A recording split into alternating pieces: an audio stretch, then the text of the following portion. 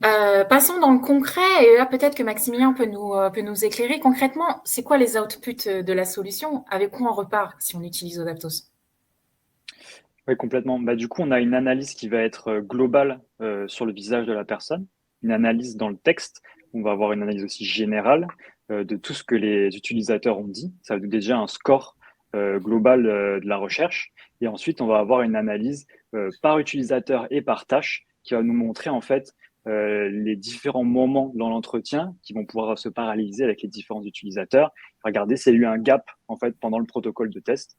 Et après, comme le disait Gaël, on peut aller chercher plus en détail dans chacun des entretiens pour réaliser des clips vidéo. Et donc là, ça permet justement de faciliter, on va dire, cette recherche on parle maintenant d'Atomic UX Research, et on va pouvoir faire des clips pour avoir nos facts, aller sur des insights et après tirer justement nos recommandations et conclusions. Je peux même présenter peut-être rapidement ce que ça donne en termes Tu veux de nous partager ton visibilité. écran? Ouais. Comme ça, Vas-y. et je sais pas si vous voyez du coup l'écran. Oui, Voilà. vas-y. Donc, ce que je disais, c'est qu'on a une analyse faciale globale. Là, c'était des tests qu'on avait fait sur notre propre site internet, sur notre marketing site. Et donc, on a une analyse faciale donc des utilisateurs globales, comme je le disais, le sentiment de tout ce qu'ils nous ont pu nous dire, le système usability scale qu'on pose à la fin et qui nous permet d'avoir ce grade, et donc cette fameuse comment dire Charte émotionnelle. visibilité, charte émotionnelle, merci Philippe, qui nous permet donc de revenir sur les différentes tâches qu'on a posées et les différents utilisateurs. Et donc après, on a notre test en détail avec tout le transcript, la possibilité de faire les clips vidéo et donc de revenir sur les différents moments de l'entretien. Parfait, c'est hyper clair. Et Vas-y, Gaëlle. effectivement, en fait, chaque carré que vous voyez sur une ligne, elle correspond à une tâche 01, 02.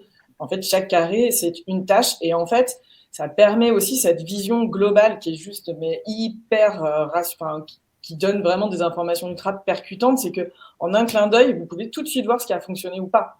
Parce que vous avez, en fait, sur la même tâche, tous les utilisateurs et vous voyez si c'est bleu, si c'est rouge ou si c'est jaune. Et donc, en fait, ça vraiment ça accélère tout le processus d'analyse et ensuite de transmission parce que le gros point aussi le gros point et le gros pain point de la recherche c'est de transmettre les informations et ça a toujours été très compliqué parce que on n'avait justement pas d'outils jusqu'à présent et qu'à part effectivement présenter des grands slides avec réécrire copier-coller ce que les gens avaient dit, on n'avait pas grand chose alors que là en fait avec les clips qui sont faits et ce qu'on peut mettre dans le rapport, très rapidement, on peut shooter en fait au client, ben regardez, voilà ce qu'a dit la personne. Et le fait de voir la personne en live, enfin, ça donne une autre dimension au résultat qu'on offre aux clients.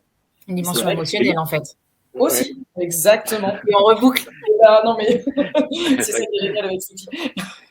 Là, il y a une chose super importante à remarquer, c'est que nous, on a construit Odaptos pour augmenter notre profession et notre collègue.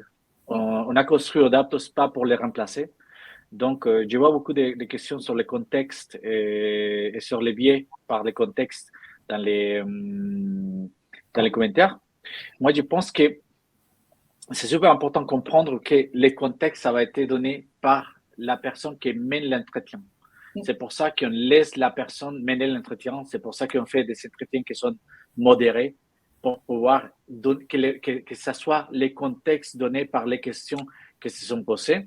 Parce que comme on analyse la réponse émotionnelle de les gens par rapport à une question qui est posée, c'est de là que vient le contexte. C'est de là que vient la guidance du contexte pour l'analyse.